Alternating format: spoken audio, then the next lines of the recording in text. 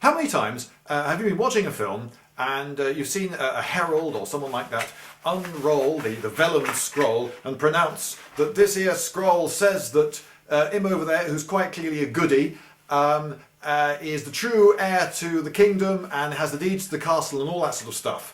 And then later on in the same film, the villain has got hold of the same scroll and he evilly tears it up. I am so evil in front of the now chained goody, and then holds it above a candle flame, and we see it go up in big yellow flames, and they add on a crackling noise with some rustled cellophane or something.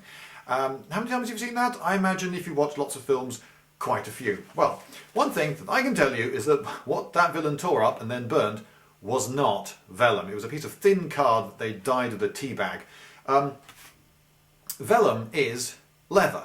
It's fairly thin, but it's very, very tough and hard. It's smooth, and you can't tear it.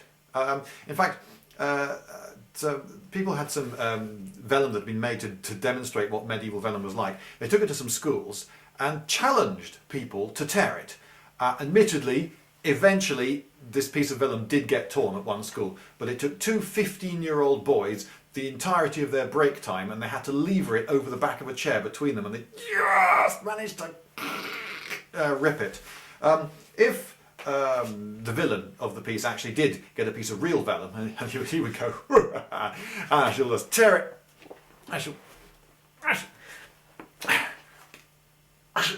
Is it with a knife? Because you're not going to tear a piece of vellum. You're certainly not going to tear it with ease. A very strong man could get a piece of thin vellum and then maybe like that. But you wouldn't if you were, a self-respecting villain trying to tear up the deeds of the castle in front of the chained hero, because you're probably just going to embarrass yourself. And as for holding it over the flame and immediately it burns like a piece of card would, although even a piece of card wouldn't crackle, of course. When have you ever heard a piece of card burning, just a single sheet crackle? Why do they do that in films? Anyway, no, if you held it over a candle, then it would scorch, blacken, and you'd get a lot of smoke. And again, I think it's just embarrassment, isn't it? But hey, you're a villain. Go ahead, embarrass yourself.